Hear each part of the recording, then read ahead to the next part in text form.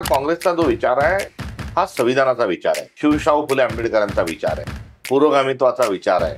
महात्मा ज्योतिबा फुलेंना छळणारे लोक जी होती ती आज स्वतःच्या धर्मावर ठेकेदारी सांगतात. शिवाजी महाराजांच्या राज्याभिषेकाला विरोध करणारी आज स्वतःला धर्म मार्तंड बनवून घ्यायला लागली. अशी एक फार मोठी एक दुरावस्था आज रोजी वैचारिक पातळीवर निर्माण झाली. गांधी का मरत नाही नावाचा एक प्रश्न जो आहे हा त्या कवितेच्या नंतर हा महाराष्ट्रात हा निर्माण झाला. गांधी हा मरत नाही आणि गांधी कोणी मारू शकत नाही. आणि जितका गांधींना मारण्याचा प्रयत्न होतोय तेवढे गांधींचा विचार हा जगामध्ये पोहोचतोय. जनसुरक्षा कायदा अत्यंत चुकीचा आहे, याच्या आम्ही संपूर्ण विरोधात आहोत.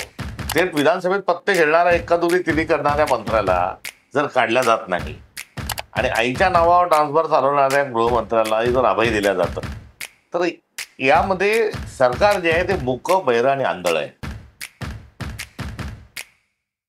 महाराष्ट्राच्या राजकारणामध्ये ज्यांचा प्रवेश अगदी अनपेक्षित होता, म्हणजे प्रदेशाध्यक्ष पदावर म्हणून काँग्रेसच्या प्रदेशाध्यक्ष पदाच्यासाठी कोणालाही अपेक्षा नसताना असं नाव समोर आलं आणि त्या नावाने सगळेच अचंबित झाले. परंतु ते नाव समोर आल्यानंतर ते व्यक्तिमत्व महाराष्ट्राच्या राजकारणातला वैचारिक आणि केडर बेस असा जो आत्मविश्वास पक्षाला द्यावा लागतो, कोणत्याही घडामोडीवर ज्यांनी आक्रमकपणे आपलं वैचारिक भाष्य केलेलं आहे आणि प्रथमच काँग्रेसचे एखादे राज्य पदाधिकारी ज्या वैचारिक आणि तितक्याच आक्रमकतेने भाष्य करीत आहेत, असं व्यक्तिमत्व माननीय हर्षवर्धन सपकाळ सर, आपलं त्रिवेद मीडियामध्ये स्वागत. सर, म्हणजे खरं तर आपल्या या प्रदेशाध्यक्ष पदाच्या अनुषंगाने आपली मुलाखत आपण घेतो आहोत, परंतु आजच मालेगाव बॉम्बस्फोट प्रकरणी निकाल लागलेला आहे न्यायालयाचा, तर त्याच्यावर आपलं एक प्राथमिक भाष्य नेमकं काय आहे? तो एक आतंकवादी हल्ला होता आणि आतंकवादला कोणता जात नसते, कोणता धर्म नसतो, कोणता रंग नसतो आणि आतंकवादी हा आतंकवादी असतो. आणि दुर्दैवाने असे अनेक हल्ले हे भारताला पचवावे लागले. भारतातल्या अनेक नागरिकांची, काही नेत्यांची त्यामध्ये दुर्दैवाने मोठ्या प्रमाणावर बळी घेतला गेला. आणि अशा पार्श्वभूमीवर मालेगावचा जो बॉम्बस्फोट आहे याची देशभरात आणि जगभरात मोठी चर्चा झाली. त्या चर्चेची काही कारणं होती. ती कारणं म्हणजे शहीद हेमंत करकरे यांनी याचा तपास हा केला आणि या तपासामध्ये त्यांना अनेक संकट, अनेक आव्हानं त्यांच्या समोर उभी ठाकली. आणि हा तपास करत असताना, जिद्दीने तपास करत असताना हेमंत करकरे साहेबांच्या पाठीशी उभं राहण्याचं किंबहुना या संपूर्ण तपासामध्ये मदत करण्याचं, त्याचं मॉनिटरिंग करण्याचं काम तत्कालीन गृहमंत्री आणि महाराष्ट्राचे उपमुख्यमंत्री आर पाटील यांनी फार मोठं बळ त्या विषयाला दिलं आणि त्याचा कुठल्याही परिस्थितीत त्याचा पर्दाफाश करायचा हा त्यांचा संकल्प होता. आणि या दोन माणसांच्या म्हणजे शहीद हेमंत करकरेंच्या आणि आर पाटलींच्या पाठीशी उभं राहण्याची भूमिका तत्कालीन मुख्यमंत्र्यांनी घेतली. तर या तपासाला हेमंत करकरे साहेबांना छळणारे, आर पाटलांना टिप्पणी करणारे जे लोक आहेत ती कोण आहेत ही देखील समाजापुढे आहे. शहीद हेमंत करकरेंच्या पत्नीनी देखील याच्यावर एक पुस्तक लिहिलेलं आहे. ते पुस्तकाचं आज या निमित्ताने स्मरण होतं की एक माणूस देशाच्या संरक्षणार्थ त्यांचा प्राण गेला. 26/11 सारख्या आतंकवादी हमल्यामध्ये थेट पाकिस्तानच्या अतिरेक्यांनी त्यांच्या छातीत गोळ्या घातल्या. अशा माणसाच्या वेदना त्या पुस्तकात आहेत आणि त्या वेदनांचं मूळ ज्या तपासात होतं त्या तपासाला रद्दबदल किंवा त्याच्यावर जर तो पुरेसा जर झाला नसेल तर ते आज जिवंत असते तर काय, आर पाटील जिवंत असते तर काय, हा विचार मनाला माझ्या निश्चित ठेवून गेला. बिलकुल सर, म्हणजे हा विषय आता पुढे लांबवतो मी, खास करून आपल्या काँग्रेसच्या कारकिर्दीची जी सुरुवात, म्हणजे आपण प्रदेशाध्यक्ष झालात. सर्वसाधारणपणे महाराष्ट्राला अशी सवय आहे की एक राजकीय वारसा असेल किंवा सत्ताधारी कुटुंबातून असतील असं व्यक्तिमत्व एक नेतृत्वस्थानी निवडावं लागतं किंवा निवडतात, अशी परंपरा आहे. प्रथमच म्हणजे तुमच्या रूपानं महाराष्ट्राला एक असं व्यक्तिमत्व नेतृत्वस्थानी मिळालं आहे की ज्या नेतृत्वाचा वैचारिक आवाका अधिक मोठा आहे आणि भूमिका अधिक आक्रमक आहे. अशा वेळी सत्ताधारी वारसा असणारं राजकीय नेतृत्व किंवा व्यक्तिमत्व, कुटुंब आणि त्यांच्यामध्ये तुम्हाला काँग्रेस पक्ष नव्याने घडवणं आणि वाढवणं हे आव्हान आहे. हे आव्हान तुम्ही काँग्रेस अंतर्गतच नेमकं कसं पेललं? वैचारिक स्वरूपाचा जी बैठक आहे ती प्रत्येक राजकीय पक्षाला असते. आता ठोकशाहीला आणि खोटं बोलून एक बुद्धिभेद निर्माण करून काही पक्ष स्वतःला पुढे घेऊन जाण्याचा प्रयत्न करतात. मात्र कोणत्याही राजकीय पक्षाच्या मुळाशी हा विचार असला पाहिजे आणि तो विचार काँग्रेसचा जो विचार आहे हा संविधानाचा विचार आहे, शिवशाहू फुले आंबेडकरांचा विचार आहे, पुरोगामित्वाचा विचार आहे. आणि जो तथागत गौतम बुद्धांपासून पुढे जाऊन महावीरांनी, वारकरी संप्रदायांनी, शिवशाहू फुले आंबेडकरांनी, गाडगे महाराजांनी, तुकडोजी महाराजांनी, महात्मा गांधींनी जो एक आपल्याला आध्यात्मिक वारसा जो धर्म दिला तोही धर्म आपल्याला पुढे घेऊन जायचा आहे. मात्र या सर्वांच्या विरोधात महात्मा ज्योतिबा फुलेंना छळणारे लोक जी होती ती आज स्वतःच्या धर्मावर ठेकेदारी सांगतात. शिवाजी महाराजांच्या राज्याभिषेकाला विरोध करणारी आज स्वतःला धर्म मार्तंड बनून घ्यायला लागली. अशी एक फार मोठी एक दुरावस्था आज रोजी वैचारिक पातळीवर निर्माण झाली. त्यामुळे आपण जी मला आक्रमकता हा माझ्या संदर्भात जो शब्द वापरला, मी आक्रमक नाही, मी सत्य बोलतोय. आणि ते सत्यसाठी आक्रमकतेची आवश्यकता नाही. आणि त्यामुळे सत्य असल्यामुळे ते आपसूक आक्रमक वाटतं, हे त्या सत्याचा तो प्रभाव आहे. आणि तो प्रभाव हा आपल्या इतिहासातला आणि आपल्या वाडवडिलांचा आणि त्या विचारांचा आहे. आता ही वैचारिक लढाई लढणं आणि त्या वैचारिक लढाईतून पक्ष उभा करणं हा मार्ग मी निवडलाय. त्यामुळे पैसा फेक, तमाशा दे, जात सांग, धर्म सांग, हे जे राजकारणाचं एक विकृतीकरण जे सुरू आहे याला थांबवणं, थोपवणं एक फार मोठी सामूहिक जबाबदारी आहे. मात्र ती एकीकडे करत असताना दुसरीकडे वैचारिक पातळीवर सुस्पष्टता ही समाजामध्ये आणणे, त्या अनुषंगाने ती लढाई लढण्याकरता कार्यकर्त्यांना एक फळी आणि मोठ बांधणे, हा मार्ग मी त्यासाठी निवडलाय. कोणताही माझ्याजवळ शॉर्टकट नाही आणि कोणताही हायवे पण मला त्याकरता निवडायचा नाही. म्हणजे पाऊलवाट जरी असली तरी त्याच्यात काटे जरी असले तर त्याच रस्त्यावरून पुढे जाण्याचा माझा निर्धार. बिलकुल. पण सर, काय काल परवाच तुम्ही कार्यकारिणी जाहीर केली महाराष्ट्राची, जवळपास 450 लोकांची एक कार्यकारिणी. या कार्यकारिणीमध्ये जो प्रभाव दिसतो व्यक्तिमत्वाचा, म्हणजे कुठल्याही राजकीय सत्ता असणाऱ्या कुटुंबांपेक्षा राष्ट्रसेवा दल किंवा सर्वोदयी विचार या माध्यमातून आलेल्या लोकांचा अधिक पगडा दिसतोय किंवा भरणा दिसतोय. तर हे करण्यामागचं नेमकं आपलं सूत्र काय? या कार्यकारिणीमध्ये नव्या जुन्यांचा त्यामध्ये मेळ आहे. 33% जुने तर 66% नवीन लोकांना आपण त्यामध्ये घेतलंय. वाडवडिलांचा मोठा वारसा असणारी मंडळी त्यामध्ये आहे आणि कुठलाही राजकीय वारसा नसणारी ती आहे. कार्यकर्ते आहेत, भारत जोडो यात्रेत चालणारी माणसं आहेत. भौगोलिक जो सगळा संदर्भ, भौगोलिक सगळं समतोल आहे तो राखण्याचा प्रयत्न केला आहे. सामाजिक समतोल राखण्याचा प्रयत्न केला आहे. आणि वर्गणी कार्यकारिणी खूप मोठी जरी दिसत असली तरी काम पण खूप मोठं करायचं.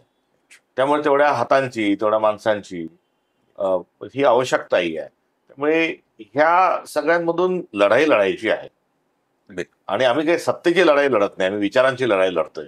म्हणून तो विचाराचा वारसा घेऊन आणि आपल्या वाडवडिलांचा वारसा घेऊन अशी सांगड घालून पुढे जाण्याकरता हा या मागचा सगळा प्रपंच आहे. सर, विचारांचा वारसा सांगत असताना म्हणजे प्रामुख्यानं आपलं व्यक्तिमत्व जे ओळखलं जातं ते गांधी विचार दर्शनाच्या माध्यमातून ओळखलं जातं. या संदर्भात मला कुसुमाग्रजांच्या म्हणजे मध्यरात उलटल्यावर या कवितेतली जी काही ओळ आहे, म्हणजे सगळ्या महापुरुषांच्या मागे वेगवेगळ्या प्रकारची जनता आहे, परंतु गांधी जेव्हा म्हणतात की माझ्या पाठीशी आता कार्यालयांच्या फक्त भिंती आहेत आणि आज तर त्याही उरलेल्या नाहीत, अशा काळात गांधी विचार हा अधिक रुजवणं किंवा त्या माध्यमातून पक्ष मोठा करणं हे आव्हानात्मक आहे. हे आव्हान तुम्ही कसं पाहिलं?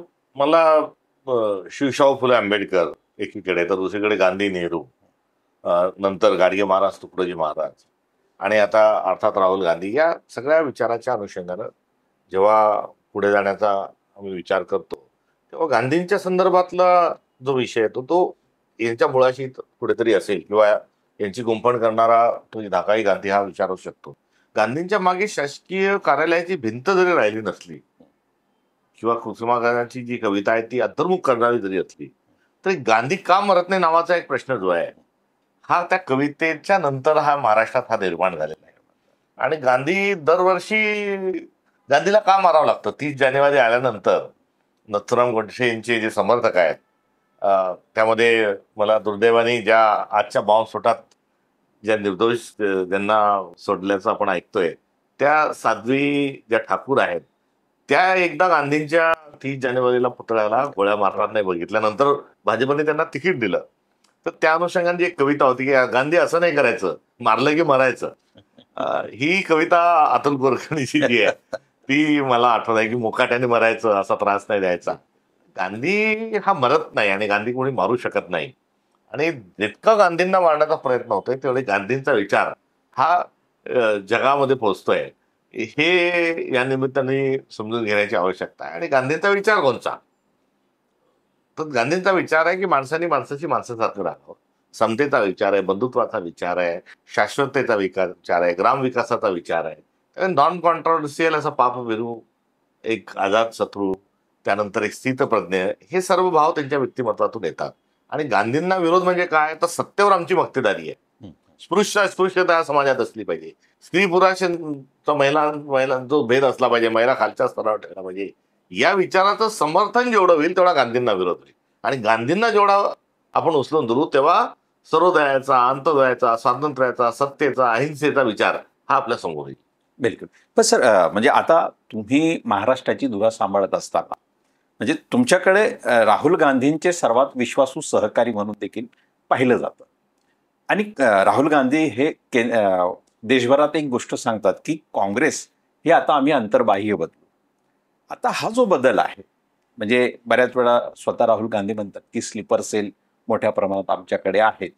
हा बदलाचा जो भाग आहे, तर हा अशा एवढ्या मोठ्या पक्षाला नेमका महाराष्ट्रात कसा साध्य करता येईल? म्हणजे हा सगळा बदल, नव्याने सगळं माणसं येणं, विचार प्रवाह एक शुद्ध करणं, आणि जसं मागाशी तुम्ही म्हटलं की संविधानाचा प्रवाह अधिक मजबूत करणं लोकशाहीचा, तर हे आव्हान सध्या काँग्रेसच्या समोर आहे आणि त्यासाठी तुमची काही सूत्र आहेत?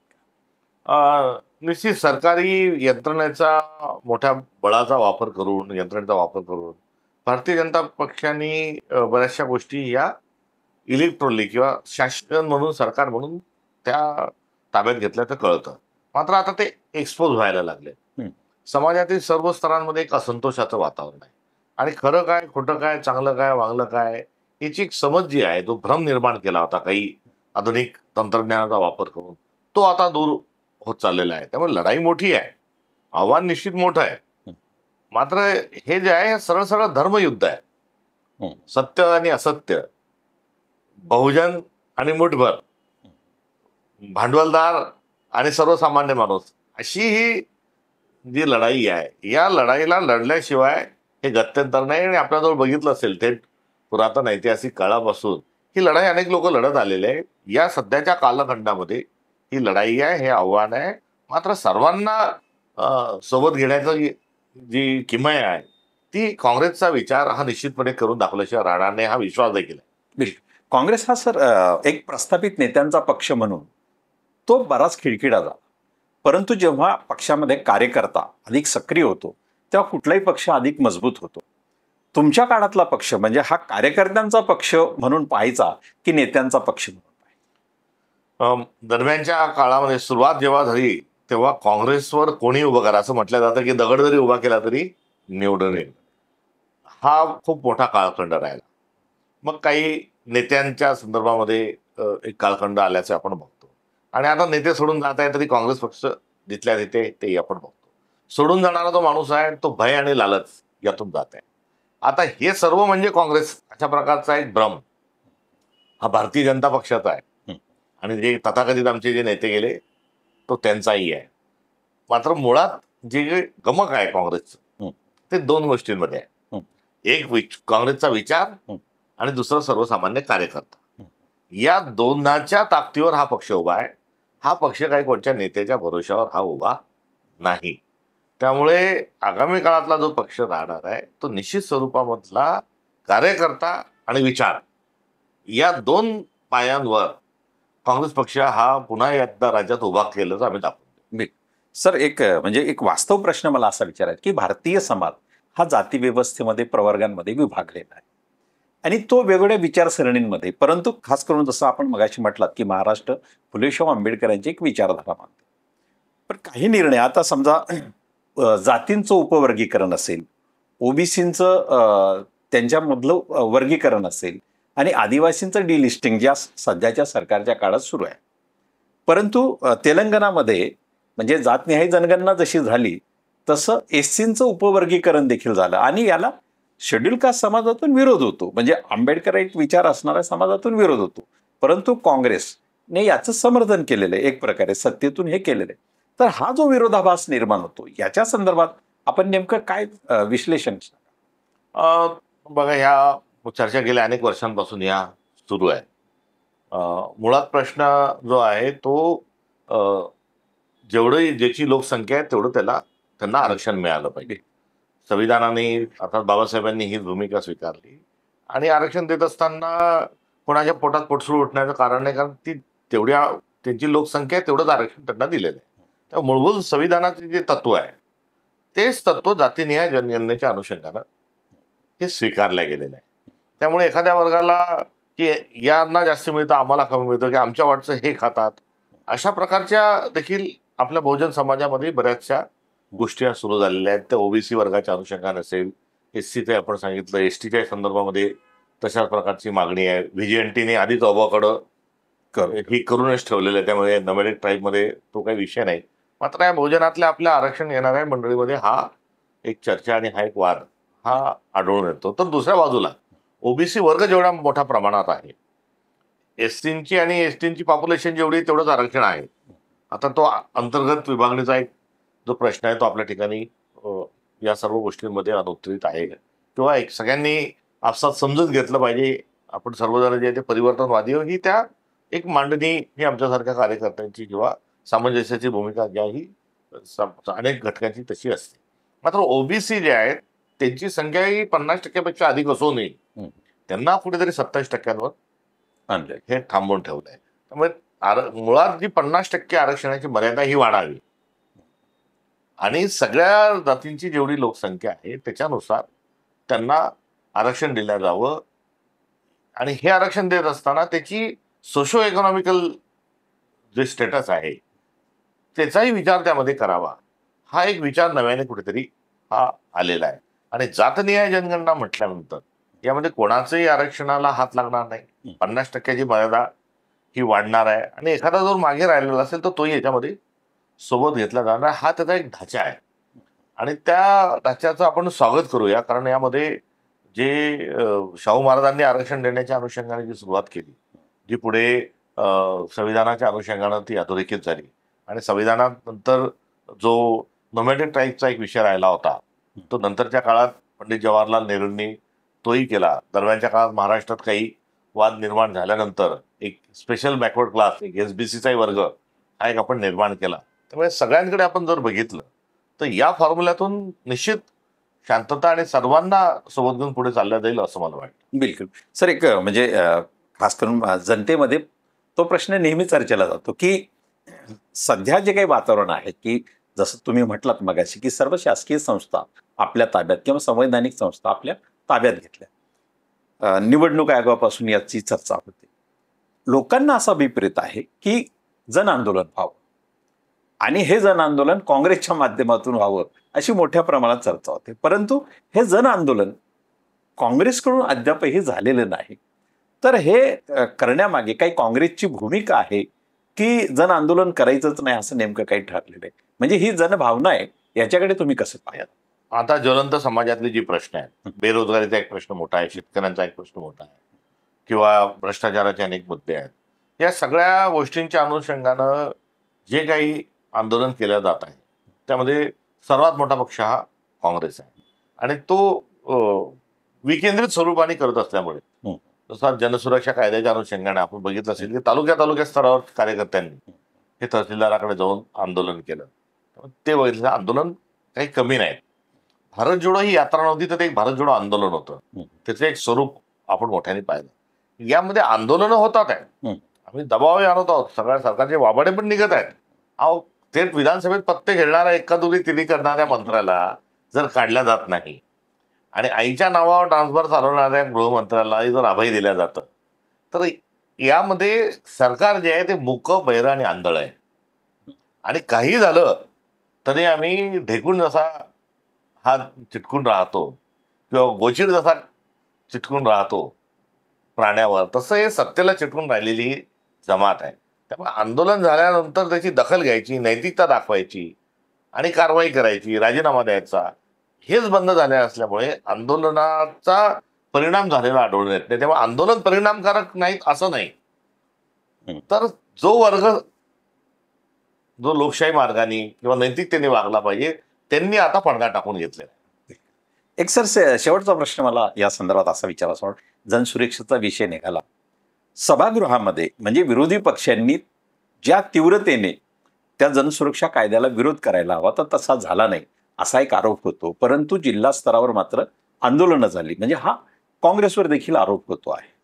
तर हे सभागृह आणि फील्ड किंवा मैदान याच्यामधला हा जो विरोधाभास आहे, हा विरोधाभास आहे की भूमिका आहे की नेमकं तसं घडून गेलं, नेमकं काय? हा जनसुरक्षा कायदा अत्यंत चुकीचा आहे. याच्या आम्ही संपूर्ण विरोधात आहोत. हा 1919चा जो रयत कायदा होता त्याचीच ही पुनरावृत्ती आहे. कोण काही न विचारता कोणाला आत टाकून द्यायचं. आणि हा मसुदा जेव्हा आला तेव्हाही आम्ही विरोध केला. आणि हा मसुदा आणत असताना जे तेव्हा सभागृहात नागपूरच्या अधिवेशनात, हिवाळी अधिवेशनात ठेवलं गेलं, तेव्हाच संदर्भ राहुल गांधींच्या भारत जोडो यात्रेत, जे आमच्या नेत्याच्या यात्रेतही आक्षेप घेऊन हा ठेवला गेला. त्यामुळे आम्ही त्यावेळी ठिकाणी त्याचा विरोध केला. त्यांच्याजवळ बहुमत असल्यामुळे तो कमिटीकडे गेला. कमिटीचं काम 4 तास 5 तास अशा वेगवेगळ्या वेळेत आमच्या लोकांनी तिथे प्रश्न विचारून भेडसावून सोडलं. त्याच्यात दुरुस्त्या सांगितल्या, त्या कायद्याला विरोध जो आहे तो सांगितला, हा कायदा आणण्याची आवश्यकता नाही तेही सांगितलं. आणि शेवटच्या जी समितीची सभा आहे ती अगदी पहिल्या दिवशी लावली, कोणी आलं नाही, मग संध्याकाळ, मग नंतर घेऊ. आणि शाहू जयंती असल्यामुळे दुसऱ्या दिवशी घेण्याचं दाखवलं. त्या दिवशी बरेचसे आमचे नेते जे ते हजर राहू शकले नाही. आणि मग त्यांनी तो तिथे त्यांचा जो शैली आहे ते काढून घेण्याची, ती तसं त्यांनी केलं. सभागृहामध्ये आमची संख्या तिथे 16 आहे. आणि ते आकस्मिक बिल आल्यामुळे त्या दिवशी आमची उपस्थिती ती त्या ठिकाणी नव्हती. जे उपस्थित होते समितीतच ते असल्यामुळे नियमानुसार जे समितीत असेल त्यांनी बोलू नये असं पण बंधन त्यामध्ये होतं. मात्र तिथे आमचा विरोध हा केला. त्यासाठी जे काही एक डिसेंट नोट, हरकतीचं जे पत्र आहे ते पत्र आम्ही दोन्ही सभागृहात दिलं, खालच्याही सभात दिलं. मात्र पहिल्या दिवशी झाल्यानंतर दुसऱ्या दिवशी मात्र विधान परिषदेमध्ये आम्ही त्याला खूप विरोधही केला. आमचे आक्षेप जे आहे ते नोंदवलेही. तिथे हे होऊ नका देऊ किंवा मतदान घ्या या सगळ्या मागणीत तिथे पीठाधीन अधिकारी दाद देत नाही बघितल्यावर आम्ही तिथून बहिर्गमनही केलं. त्यामुळे तिथे ही जो विरोध आहे तो केला. मात्र एक जो मेसेज आहे त्यातून तो एकत्रित स्वरूपात आमच्या त्या ठिकाणी हा जाऊ शकला नाही.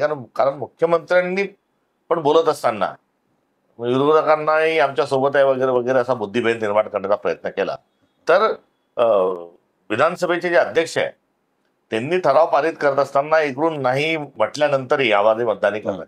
त्यांनी हेतुपुरस्सर खोडसाळ पद्धतीने पहिल्यांदा सर्व मताने मंजूर करण्यात येते असं सांगितलं. मग त्यांचा विरोध तीव्र जेव्हा झाला लोकांचा, आमचं नाही सांगतोय ना आम्ही, मग त्यांनी व्हायचे बहुमत असा पारित केला. त्यामुळे मुख्यमंत्री आणि विधानसभा अध्यक्ष नार्वेकर यांनी तो एक बुद्धिभेद निर्माण करण्याच्या अनुषंगाने ते पिल्लू सोडलंय. जाता जाता सर एक म्हणजे एवढंच विचार असं वाटतं की हे जे सरकार आलं, म्हणजे बऱ्याच वेळा काँग्रेसनेही मला वाटतं काही उमेदवारांच्या केसेस या टाकलेल्या आहेत निवडणूक आयुक्तांकडे का सर्वोच्च न्यायालयात असतं. तर मतांमध्ये बरीच हेराफेरी झाली असा आरोप होतो. आता आपण अध्यक्षपद स्वीकारल्यानंतर आगामी काही काळात स्थानिक स्वराज्य संस्थांच्या निवडणुका येतील. ही मतांची हेराफेरी जी झाल्याचा आरोप काँग्रेसनेही केला किंवा महाविकास आघाडीने केला. येणाऱ्या स्थानिक स्वराज्य संस्थांमध्ये ही जी मतं तुमची होती किंवा आहेत ती मतपेटीतून दिसतील, आणि जर ती दिसतील तर किती स्थानिक स्वराज्य संस्था या महाविकास आघाडी किंवा काँग्रेसकडे असतात? 6 राजकीय पक्ष आज रोजी महाराष्ट्रात प्रामुख्याने आहेत आणि काही अजूनही आहे. पण 6 आपल्या महाराष्ट्राचं चेअरपर्सन जे आहे ते 6 राजकीय दलांना पचवेल असं बहुधा नाही. त्यामुळे 6 दल निवडणुकीला कसे सामोरे जातात आणि नेमकेपणा काय होईल फार इंटरेस्टिंग एक मुळात राहणार आहे. मात्र हे सगळं होत असताना मतदान याद्यामध्ये यांनी घोळ केलाय ते खरं आहे. आता निवडणूक स्थानिक स्वराज्य संस्थांची जी आहे ती जुन्या यादीवर घ्यायची आहे, म्हणजे यांचा पर्दाफाश झाला नाही पाहिजे आणि हे एक्सपोज झाले नाही पाहिजे म्हणून त्यांनी हुशारी केली. आता विधानसभेची नाही तर लोकसभेची यादी जी आहे त्या आधारावर ह्या निवडणुका घेत आहेत. त्यामुळे त्यात मतदारांतील घोळ आहे हे एकीकडे त्यांनी त्याची कबुलीच दिली आहे. तर या निवडणुकांमध्ये एक मोठा फेरफार आणि बदल हा झालेला दिसेल. मी नुसता दावाच करत नाही. जनतेमध्ये असंतोष आहे, भ्रष्टाचाराचे अनेक प्रकरण आहेत, मंत्र्यांचं विचित्र विकृत वागणं आहे, मारामाऱ्या हाणामाऱ्याचे प्रकरण आहेत. या सगळ्यांमध्ये आता शेतमालाला भाव नाही, बेरोजगारी ही सर्वोच्च पातळीवर आहे, महिलांवर सुरक्षित नाही आणि सरकार जे आहे हे फक्त पैसे खाण्यात हे कुठेतरी मशगूल आहे. मोठ्या प्रमाणावर ते पैसा हा ओतणार आहेत. नागरिकांना खरेदी करण्याचं म्हणजे मतदारांना तुम्ही पैसे देताय म्हणजे पैसा फेक तमाशा फेक तुम्हाला असं करायचं आहे का? कुठे म्हणतात की ते डान्स बार मध्ये जाऊन पैसे उडवतात, तसे हे आता स्थानिक स्वराज्य संस्था नाही, हे त्याच स्वरूपामध्ये हे जातील. हा धोका जरूर असला तरी या देशातल्या नागरिकांवर आपल्याला विश्वास ठेवलाच पाहिजे आणि ते शहाणे आहेत. ते या सगळ्या अहंकारी सरकारला धडा शिकवल्याशिवाय राहणार नाही हे मात्र निश्चित. जनता अहंकारी सरकारला धडा शिकवल्याशिवाय राहणार नाही या निष्कर्षाने माननीय हर्षवर्धन सपकाळ साहेब यांनी आपल्या मुलाखतीचा समारोप केलेला आहे आणि त्यांनी आपल्या त्रिवेज मीडियाला जो आपला अमूल्य वेळ दिला त्याबद्दल त्यांचे मनपूर्वक आभार. धन्यवाद.